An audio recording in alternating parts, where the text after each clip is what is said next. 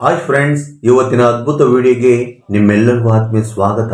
ಭಾರತ ಉತ್ತರದಲ್ಲಿರುವ ಶಿವಾಲಿಕ್ ಬೆಟ್ಟಗಳ ಎತ್ತರದ ಶಿಖರವೊಂದರ ಮೇಲೆ ಮರದಿಂದ ಮಾಡಿದ ಹಳೆಯ ಮನೆಯಲ್ಲಿ ವೇದನಾಥ್ ಎಂಬ ವೃದ್ಧ ಸಾಧು ಒಂಟಿಯಾಗಿ ವಾಸಿಸುತ್ತಿದ್ದರು. ಒಂದು ದಿನ ಬೆಳಿಗ್ಗೆ ವೇದನಾಥ್ ಸಾಧು ತನ್ನ ಆಶ್ರಮದಿಂದ ಹೊರಗೆ ಬಂದರು. ಆಗ ಬೆಟ್ಟದ ತುದಿಯಲ್ಲಿ ಒಬ್ಬ ಸುಂದರ ಯುವತಿ ನಿಂತಿರುವುದನ್ನು ಕಂಡರು. ಆಕೆಯ ಕಾಲುಗಳ ಕೆಳಗೆ ಸಾವಿರಾರು ಅಡಿ ಆಳದ ಕಣಿವೆ ಇತ್ತು. ಈ ದೃಶ್ಯವು ತುಂಬಾ ಆಘಾತಕಾರಿಯಾಗಿತ್ತು. ವೇದನಾಥ್ ತಕ್ಷಣ ಆಕೆ ಕಡೆಗೆ ಓಡಿದರು. ಆಕೆ ಕಣಿವೆಗೆ ಹಾರಲು ಮುಂದಾಗುತ್ತಿದ್ದಂತೆ ಸಾಧು ಹಿಂದಿನಿಂದ ಬಂದು ಆಕೆ ಕೈ ಹಿಡಿದು ತನ್ನ ಕಡೆಗೆ ಎಳೆದುಕೊಂಡರು. ಆ ಹುಡುಗಿ ಒಮ್ಮೆಲೆ ಸಾಧುವನ್ನು ಹಿಂದಕ್ಕೆ ತಳ್ಳಿ ಕೋಪದಿಂದ ಕಿರ್ಚಿದಳು. ನನ್ನನ್ನು ತಡೆಯುವ ಧೈರ್ಯ ನಿನಗೆ ಹೇಗೆ ಬಂತು? ನನ್ನ ಜೀವನದಲ್ಲಿ ತಲೆ ಹಾಕಲು ನೀನು ಯಾರು? ಆಕೆ ಮತ್ತೆ ಮುಂದೆ ಹೋಗಿ ಹಾರಲು ಪ್ರಯತ್ನಿಸಿದಳು. ವೇದನಾಥ್ ಮತ್ತೊಂದು ಹೆಜ್ಜೆ ಮುಂದೆ ಇಟ್ಟು ಈ ಬಾರಿ ಇನ್ನಷ್ಟು ಗಟ್ಟಿಯಾಗಿ ಆಕೆ ಕೈ ಹಿಡಿದುಕೊಂಡರು. ಆ ಹುಡುಗಿ ತನ್ನ ಪೂರ್ಣ ಬಲದಿಂದ ಬಿಡಿಸಿಕೊಳ್ಳಲು ಪ್ರಯತ್ನಿಸಿದಳು. ಆದರೆ ಸಾಧು ಈ ಬಾರಿ ಆಕೆಯನ್ನು ಬಿಡಲಿಲ್ಲ. ಪ್ರಸಿದ್ಧ ತಾಂತ್ರಿಕ ಭದ್ರಕಾಳಿ ಜ್ಯೋತಿಷ್ಯ ಪೀಠ ಕಾಳಿದಾಸ ಗುರೂಜಿ. ಪ್ರೀತಿಯಲ್ಲಿ ಮೋಸ, ಸ್ತ್ರೀ ವಶೀಕರಣ, ಪುರುಷ ವಶೀಕರಣ, ಗಂಡ ಹೆಂಡತಿ ಸಮಸ್ಯೆ, ಅನೈತಿಕ ಸಂಬಂಧ ಸಮಸ್ಯೆ ಪರಿಹಾರ, ಮಕ್ಕಳು ನಿಮ್ಮ ಮಾತು ಕೇಳುವಂತೆಯಾಗಲು, ಇಷ್ಟಪಟ್ಟವರ ಜೊತೆಯಲ್ಲಿ ಮದುವೆ, ಅತ್ತಿ ಸೊಸೆ ಕಲಹ, ಯಾರಿಂದಲೂ ಆಗದ ಕೆಲಸ ನಮ್ಮಿಂದ ಸಾಧ್ಯ. 2 ದಿನದಲ್ಲಿ ನಂಬಿಕೆಯೇ ಜೀವನ, ನಂಬಿದವರ ಪಾಲಿಗೆ ಕಲ್ಪವೃಕ್ಷ. ಈ ಜ್ಯೋತಿಷ್ಯ ಪೀಠಂ ನಂಬಿದವರಿಗೆ ಮೋಸವಿಲ್ಲ. ನಿಮ್ಮ ಯಾವುದೇ ಗುಪ್ತ ಸಮಸ್ಯೆಗಳಿದ್ದರೂ ಅತಿ ಶೀಘ್ರ ಪರಿಹಾರ ಮಾಡಿಕೊಡುತ್ತಾರೆ. ಹಿಂದೆ ಕರೆ ಮಾಡಿ 9900396118. ಆಗ ಸಾಧು ಮೃದುವಾಗಿ, ಏನಿದು, ಏನು ಮಾಡುತ್ತಿದ್ದೀಯಾ? ಬಹುಶಃ ನಾನ್ ನಿನಗೆ ಏನಾದರೂ ಸಹಾಯ ಮಾಡಬಹುದಾ ಎಂದು ಕೇಳಿದರು. ಆ ಹುಡುಗಿ ಕಣ್ಣೀರಿನೊಂದಿಗೆ, ನೀನು ನನಗೆ ಏನು ಸಹಾಯ ಮಾಡುತ್ತೀಯಾ? ನನ್ನನ್ನು ಮನೆಯಿಂದ ಹೊರ ಹಾಕಿದ್ದಾರೆ. ನನಗೆ ಆಶ್ರಯವಿಲ್ಲ, ಆಸರೆಯೂ ಇಲ್ಲ. ಆಗ ಸಾಧು ಸ್ವಲ್ಪ ಹೊತ್ತು ಆಕೆಯನ್ನು ಮೌನವಾಗಿ ನೋಡಿದರು. ನಂತರ ಆಕೆಯ ಮಣಿಕಟ್ಟನ್ನು ಹಿಡಿದು ನನ್ನೊಂದಿಗೆ ಬಾ ಎಂದರು. ಆ ಹುಡುಗಿ ಭಯದಿಂದ, ಎಲ್ಲಿಗೆ ಎಂದು ಕೇಳಿದಳು. ಸಾಧು ಕೇವಲ ಬಾ ನೋಡೋಣ ಎಂದು ಹೇಳಿದರು. ಆಕೆಯ ಕೈ ಹಿಡಿದುಕೊಂಡು ಏನು ಮಾತನಾಡದೆ ಬೆಟ್ಟದ ಇಳಿಜಾರಿನಲ್ಲಿ ಒಂದು ಹಾದಿಯಲ್ಲಿ ನಡೆಯಲು ಪ್ರಾರಂಭಿಸಿದರು. ಆ ಹುಡುಗಿ, ನನ್ನ ಕೈ ಬಿಡು, ನನ್ನನ್ನು ಎಲ್ಲಿಗೆ ಕರೆದೊಯ್ಯುತ್ತೀಯಾ? ಹೇಳು ಎಂದು ಕೇಳಿದಳು.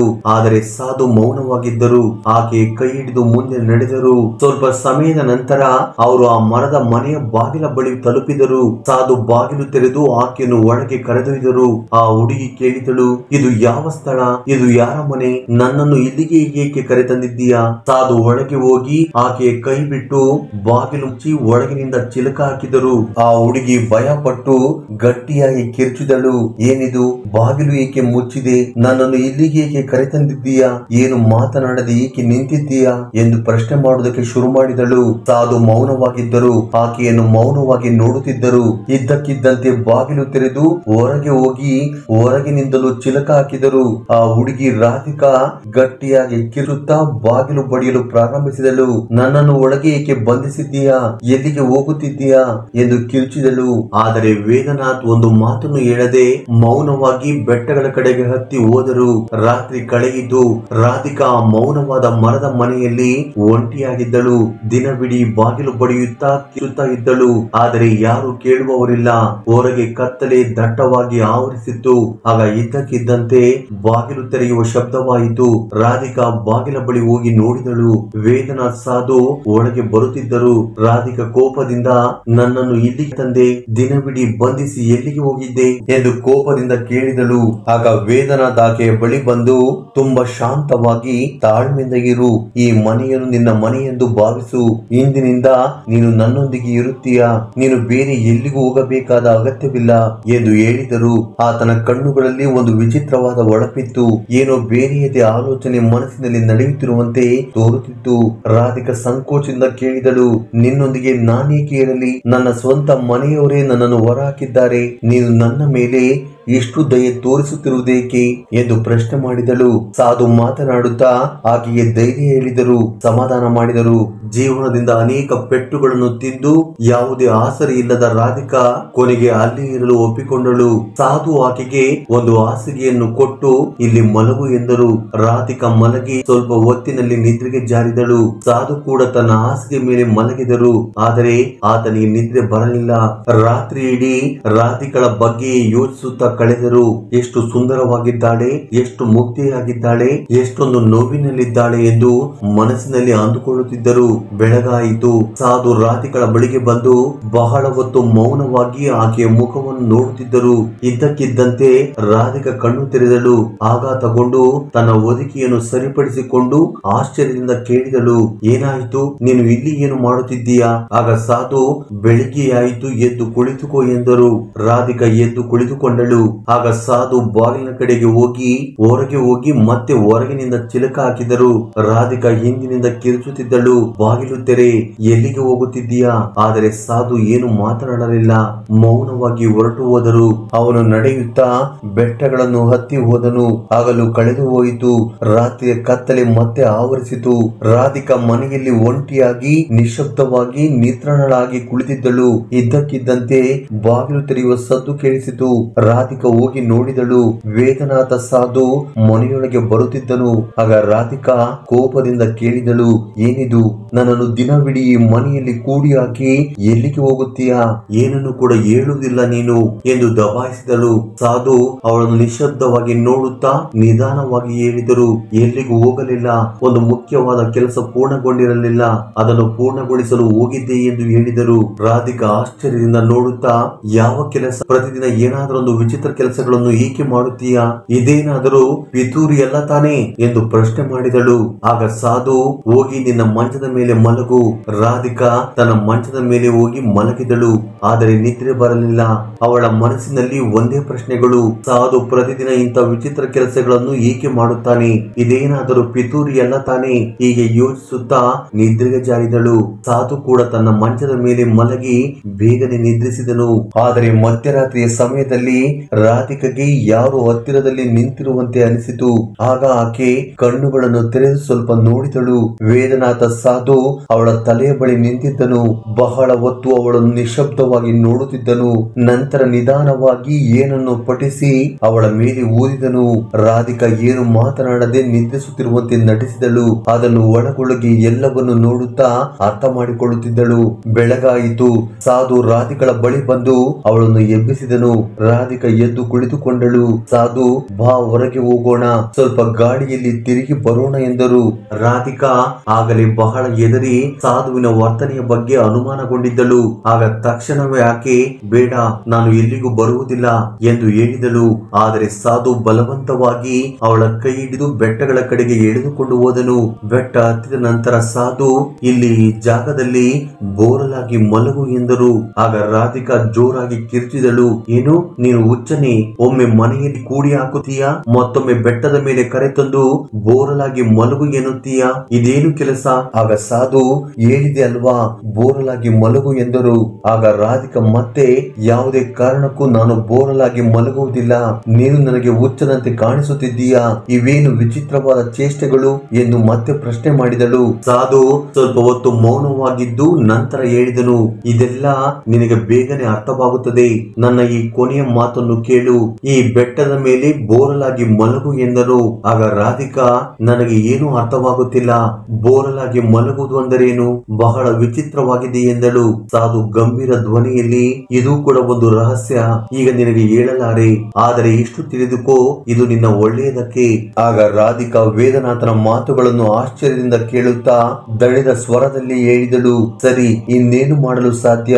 ಈ ಮಾತನ್ನು ಕೇಳುತ್ತೇನೆ ಎಂದು ಹೇಳಿ ರಾಧಿಕಾ ಬೆಟ್ಟದ ಶಿಖರದ ಮೇಲೆ ಬೋರಲಾಗಿ ಮಲಗಿದಳು. ಆಗ ಸಾಧು, ನಿನ್ನ ಕೈ ಕಾಲುಗಳನ್ನು ಸಂಪೂರ್ಣವಾಗಿ ನೇರವಾಗಿ ಇಟ್ಟುಕೋ, ಕಣ್ಣುಗಳನ್ನು ಮುಚ್ಚಿಕೋ ಎಂದನು. ರಾಧಿಕಾ ಹಾಗೆಯೇ ಮಾಡಿದಳು. ಇದ್ದಕ್ಕಿದ್ದಂತೆ ಸಾಧು ಅವಳ ಬಳಿ ಬಂದು ಕುಳಿತುಕೊಂಡನು. ಏನನ್ನು ಪಠಿಸಿ ಅವಳ ಮೇಲೆ ಊದಿದನು. ನಂತರ ಸಾಧು, ಈಗ ಎದ್ದು ನಿಲ್ಲು, ಆದರೆ ಕಣ್ಣುಗಳನ್ನು ಮುಚ್ಚಿಕೊಂಡೇ ಇರು. ಆಗ ರಾಧಿಕಾ ಆಶ್ಚರ್ಯದಿಂದ ಕೇಳಿದಳು, ಈಗ ಏನು ಮಾಡುತ್ತಿದ್ದೀಯಾ? ಕಣ್ಣುಗಳನ್ನು ಏಕೆ ತೆರೆಯಬಾರದು? ಆಗ ಸಾಧು, ನಾನು ಹೇಳಿದೆ ಅಲ್ವಾ, ನಾನು ಹೇಳಿದ್ದನ್ನ ಕೇಳು, ಕಣ್ಣು ತೆರೆಯಬೇಡ ಎಂದನು. ರಾಧಿಕಾ ಬೆಟ್ಟದ ಶಿಖರದ ಮೇಲೆ ಕಣ್ಣು ಮುಚ್ಚಿ ನಿಂತುಕೊಂಡಳು. ಸಾಧು ನಿಧಾನವಾಗಿ ಬೆಟ್ಟದಿಂದ ಇಳಿದು ತನ್ನ ಆಶ್ರಮಕ್ಕೆ ಬಂದು ಮಂಚದ ಮೇಲೆ ಮಲಗಿದನು. ಬಹಳ ಸಮಯ ಕಳೆಯಿತು. ರಾಧಿಕಾ ಕಣ್ಣು ಮುಚ್ಚಿಕೊಂಡು ನಿಂತಿದ್ದಳು. ನಂತರ ನಿಧಾನವಾಗಿ ಕೂಗಿದಳು, ಏನಾಯಿತು? ಕಣ್ಣು ತೆರೆಯಲಿ. ಆದರೆ ಯಾರಿಂದಲೂ ಉತ್ತರ ಬರಲಿಲ್ಲ. ಕೊನೆಗೆ ಅವಳು ಕಣ್ಣು ತೆರೆದಳು. ಅಲ್ಲಿ ಯಾರು ಇರಲಿಲ್ಲ. ರಾಧಿಕಾ ಕೋಪದಿಂದ ಕೂಗಿದಳು, ಈ ಸಾಧು ಸರಿ ಇಲ್ಲ. ನಾನೇಕೆ ಇವನ ಮೇಲೆ ನಂಬಿಕೆ ಇಟ್ಟೆ. ಇನ್ನು ಇವನ ಜೊತೆ ಇರುವುದು ಸರಿಯಲ್ಲ. ಇವನು ಹುಚ್ಚನಿರಬಹುದು ಅಥವಾ ಇವನ ಉದ್ದೇಶಗಳು ಸರಿಯದಿರಬಹುದು ಎಂದು ಆಲೋಚನೆ ಮಾಡಿ ಅವಳು ಅಲ್ಲೇ ನೆಲದ ಮೇಲೆ ಕುಳಿತು ಸಾಧುವಿಗಾಗಿ ಕಾಯಲು ಪ್ರಾರಂಭಿಸಿದಳು. ರಾತ್ರಿ ಆಯಿತು. ಆ ರಾತ್ರಿ ಸಾಧು ಮತ್ತೆ ಬೆಟ್ಟದ ಶಿಖರವನ್ನು ಹತ್ತಿ ರಾಧಿಕಳ ಬಳಿ ಬಂದನು. ರಾಧಿಕಾ ಅವನನ್ನು ನೋಡಿ ಕೋಪದಿಂದ, ನನ್ನನ್ನು ಇಲ್ಲಿ ಬಿಟ್ಟು ಮತ್ತೆ ಹೊರಟು ಹೋದೆ. ಈ ನಾಟಕವನ್ನು ಏಕೆ ಮಾಡುತ್ತಿದ್ದೀಯಾ? ಸತ್ಯ ಹೇಳು. ಸಾಧು ಸ್ವಲ್ಪ ಹೊತ್ತು ಅವಳ ಕಣ್ಣುಗಳನ್ನೇ ನಿಶ್ಶಬ್ದವಾಗಿ ನೋಡುತ್ತಿದ್ದನು. ನಂತರ ಅವನು, 2 ದಿನ ನಾನು ಇಲ್ಲಿ ಕಳೆದಿದ್ದೇನೆ, 2 ದಿನ ನೀನು ಕೂಡ ಕಳೆದಿದ್ದೀಯಾ. ಈಗ ಇದು ಕೊನೆಯ ರಾತ್ರಿ. ಈ ಕೊನೆಯ ರಾತ್ರಿಯನ್ನು ನಾವಿಬ್ಬರು ಈ ಬೆಟ್ಟದ ಶಿಖರದ ಮೇಲೆ ಕಳೆಯಬೇಕು. ಆಗ ರಾಧಿಕಾ ಆಶ್ಚರ್ಯದಿಂದ, ಏನು, ಈ ಬೆಟ್ಟದ ಮೇಲೆ ನಿನ್ನೊಂದಿಗೆ? ನಿನಗೆ ಬುದ್ಧಿ ಸರಿಯಾಗಿದೆಯಾ? ಇವೇನು ಮಾತುಗಳು? ನಿನ್ನ ಉದ್ದೇಶವಾದರೂ ಏನು? ಎಲ್ಲವೂ ನನಗೆ ತುಂಬಾ ವಿಚಿತ್ರ ಅನಿಸುತ್ತಿದೆ ಎಂದಳು. ಸಾಧು ಗಂಭೀರವಾಗಿ, ನಾವು ಈ ಕೊನೆಯ ರಾತ್ರಿಯಲ್ಲಿ ಕಳೆದರೆ ಎಲ್ಲವೂ ಸರಿ ಹೋಗುತ್ತದೆ. ನನ್ನ ಮಾತು ಕೇಳು ಎಂದನು. ರಾಧಿಕಾ ಕಿರಿಕಿರಿಯಿಂದ, ಏನು ಸರಿ ಹೋಗುತ್ತದೆ? ನೀವು ಮೊದಲಿನಿಂದಲೂ ಏನನ್ನು ಹೇಳುತ್ತಿಲ್ಲ. ನಿಮ್ಮ ಉದ್ದೇಶಗಳು ನನಗೆ ಸರಿಯಾಗಿ ಕಾಣುತ್ತಿಲ್ಲ. ನೀವು ಹುಚ್ಚರೇ ಅಥವಾ ನನ್ನನ್ನು ಹುಚ್ಚಿ ಮಾಡುತ್ತಿದ್ದೀರಾ ಎಂದು ದಣಿದ ಧ್ವನಿಯಲ್ಲಿ ಕೇಳಿದಳು. ಸರಿ, ಈಗ ಈ ಬೆಟ್ಟದ ತುದಿಯಲ್ಲಿ ರಾತ್ರಿ ನಿಲ್ಲಿಸಿ ನನ್ನೊಂದಿಗೆ ಏನು ಮಾಡಲಿದ್ದೀರಿ ಎಂದು ಕೇಳಿದಳು. ವೇದನಾಥ್, ಇದು ಬೇಗನೆ ಅರ್ಥವಾಗುತ್ತದೆ. ಈ ಒಂದು ರಾತ್ರಿ ಕಳೆದು ನೋಡು ಎಂದು ಹೇಳಿದನು. ರಾಧಿಕಾ ಈಗಾಗಲೇ ಸಾಧುವಿನ ಮೌನ, ವಿಚಿತ್ರ ವರ್ತನೆ ಮತ್ತು ಹಠದಿಂದ ರೋಸಿ ಹೋಗಿ ಕೊನೆಗೆ ಒಪ್ಪಿಕೊಂಡಳು. ಸರಿ, ಈ ರಾತ್ರಿ ಇಲ್ಲೇ ಕಳೆಯುತ್ತೇನೆ. ಆದ್ರೆ ನಾಳೆ ಬೆಳಿಗ್ಗೆ ನಾನು ನಿಮ್ಮ ಆಶ್ರಮವನ್ನು ಬಿಟ್ಟು ಹೋಗುತ್ತೇನೆ. ಇನ್ನು ನಿಮ್ಮೊಂದಿಗೆ ಇರಲಾರೆ ಎಂದು ಹೇಳಿದಳು. ವೇದನಾಥ್ ಸಾಧು ನಗುತ್ತಾ, ಸರಿ, ಆದರೆ ಈ ರಾತ್ರಿ ನನ್ನೊಂದಿಗೆ ಇಲ್ಲೇ ಕಳೆದರೆ ನೀನು ನನ್ನನ್ನು ಬಿಟ್ಟು ಹೋಗು ಎಂದು ಹೇಳಿದನು. ರಾಧಿಕಾ ಆಘಾತಕ್ಕೊಳಗಾಗಿ, ಏನು, ಇವು ಯಾವ ವಿಚಿತ್ರ ಮಾತುಗಳು? ನಿಮ್ಮ ಉದ್ದೇಶಗಳು ಸರಿಯಾಗಿ ಎಂದು ಕೇಳಿದಳು. ಆಗ ಸಾಧು ನಿಧಾನವಾಗಿ, ಅದು ನಿನಗೆ ಈ ರಾತ್ರಿ ಅರ್ಥವಾಗುತ್ತದೆ ಎಂದು ಹೇಳಿದನು. ನಂತರ ನೆಲದ ಮೇಲೆ ಮಲಗಿ, ನಾನು ಹೀಗೆ ಮಲಗಿದ್ದೇನೆ, ನೀನು ಹೀಗೆ ಮಲಗು ಎಂದು ಹೇಳಿದನು. ರಾಧಿಕಾ ಸ್ವಲ್ಪ ಭಯಪಟ್ಟರು. ನೆಲದ ಮೇಲೆ ಮಲಗಿದಳು. ಸಾಧು ಕಣ್ಣು ಮುಚ್ಚಿಕೊಂಡು ಮಲಗು ಎಂದು ಹೇಳಿದನು. ರಾಧಿಕಾ ಕಣ್ಣು ಮುಚ್ಚಿಕೊಂಡು ಸ್ವಲ್ಪ ಸಮಯದಲ್ಲಿ ನಿದ್ರೆಗೆ ಜಾರಿದಳು. ಸಾಧು ಕೂಡ ಅಲ್ಲಿಯೇ ಮಲಗಿದನು. ರಾತ್ರಿಯ ಕಡೆಯ ಜಾವದಲ್ಲಿ ಸೂರ್ಯೋದಯವಾಗುತ್ತಿರುವಾಗ ವೇದನಾಥ್ ಮತ್ತೆ ಏನೋ ಪಠಿಸಿ ರಾಧಿಕಾ ಮೇಲೆ ಓದಿದನು. ನಂತರ ನಿಧಾನವಾಗಿ ಅವಳನ್ನು ಎಬ್ಬಿಸಿದನು. ರಾಧಿಕಾ, ನಿಲ್ಲು, ಆದರೆ ಕಣ್ಣು ಮುಚ್ಚಿಕೊಂಡೇ ಇರು. ರಾಧಿಕಾ ಗೊಂದಲದಿಂದ, ಇದು ಯಾವ ಹುಚ್ಚು? ಮತ್ತೆ ನನ್ನನ್ನು ಇಲ್ಲಿ ಬಿಟ್ಟು ಹೋಗುತ್ತೀರಾ? ಈ ಮೊದಲು 2 ಬಾರಿ ನನ್ನನ್ನು ಒಂಟಿಯಾಗಿ ಬಿಟ್ಟು ಹೋಗಿದ್ದೀರಿ.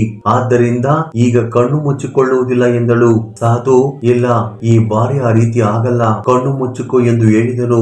ರಾಧಿಕಾ ಈಗಾಗಲೇ ದಣಿದು ಕೋಪದಿಂದ ಸರಿ ಎಂದು ಕಣ್ಣು ಮುಚ್ಚಿಕೊಂಡಳು. ಕಣ್ಣು ಮುಚ್ಚಿದ ಕೂಡಲೇ ಯಾರು ಹಿಂದಿನಿಂದ ಬಂದು ಅವಳನ್ನು ಗಟ್ಟಿಯಾಗಿ ಅಪ್ಪಿಕೊಂಡು ಅವಳ ಕಣ್ಣುಗಳ ಮೇಲೆ ಕೈ ಇಟ್ಟಂತೆ ಅನಿಸಿತು. ಆ ಎತ್ತರದ ಶಿಖರದ ಮೇಲೆ ವೇದನಾಥ್ ಸಾಧು ಹೊರತುಪಡಿಸಿ ಬೇರೆ ಯಾರು ಇಲ್ಲವಾಗಿದ್ದರಿಂದ ಇದು ಅವನೇ ಎಂದು ರಾಧಿಕಾ ತಕ್ಷಣ ಅರ್ಥ ಮಾಡಿಕೊಂಡಳು. ಕೋಪದಿಂದ, ಇದೇನು ಮಾಡುತ್ತಿದ್ದೀರಿ? ನನ್ನನ್ನು ಏಕೆ ಹೀಗೆ ಹಿಡಿದಿದ್ದೀರಿ ಎಂದು ಕಿರುಚಿದಳು. ಆದರೆ ಯಾವುದೇ ಉತ್ತರ ಬರಲಿಲ್ಲ. ಅವಳು ಇನ್ನಷ್ಟು ಜೋರಾಗಿ, ಬಿಡು, ನನ್ನನ್ನು ಏನು ಮಾಡಿದ್ದೀರಿ ಎಂದು ಕಿರುಚಿದಳು. ನಂತರ ಅವಳು ತನ್ನನ್ನು ತಾನು ಗಟ್ಟಿಯಾಗಿ ಬಿಡಿಸಿಕೊಂಡು ಹಿಂತಿರುಗಿ ನೋಡಿದಳು. ಆದರೆ ಅಲ್ಲಿ ವೃದ್ಧ ಸಾಧು ಇರಲಿಲ್ಲ. ಒಬ್ಬ ಯುವಕ ನಿಂತಿದ್ದನು. ರಾಧಿಕಾ ಅವನನ್ನು ನೋಡಿ ಆಘಾತಕ್ಕೊಳಗಾಗಿ ಜೋರಾಗಿ ಕಿರುಚತೊಡಗಿದಳು. ಇವನು ನನ್ನ ಗಂಡ. ಆಕೆ ಅವನನ್ನು ಗಟ್ಟಿಯಾಗಿ ಅಪ್ಪಿಕೊಂಡಳು. ಅವಳ ಸಂತೋಷಕ್ಕೆ ಎಲ್ಲೇ ಇಲ್ಲ. ಅರ್ಜುನ್, ನೀನು ಎಲ್ಲಿಗೆ ಹೋಗಿದ್ದೆ? ಅರ್ಜುನ್, ನೀನು ಇಲ್ಲಿಗೆ ಹೇಗೆ ಬಂದೆ?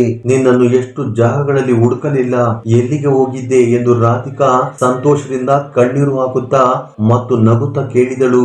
ವರ್ಷಾನುಗಟ್ಟಲೆಯಿಂದ ಇದ್ದಂತ ನೋವು ಒಂದೇ ಕ್ಷಣದಲ್ಲಿ ಕರಗಿ ಹೋದಂತೆ ಅನಿಸಿತು. ಸ್ವಲ್ಪ ಸಮಯದ ನಂತರ ಅವಳು ಸುತ್ತಲೂ ನೋಡಿ ನಿಧಾನವಾಗಿ, ಆ ವೃದ್ಧ ಸಾಧು ಎಲ್ಲಿಗೆ ಹೋದರು ಎಂದು ಕೇಳಿದಳು. ಆಶ್ಚರ್ಯದಿಂದ ಮತ್ತೆ, ನಿನಗೆ ಅವನು ಗೊತ್ತಾ? ಅವನು ನಿನ್ನನ್ನು ಇಲ್ಲಿಗೆ ಕರೆತಂದಿದ್ದಾನೆಯೇ ಎಂದು ಕೇಳಿದಳು.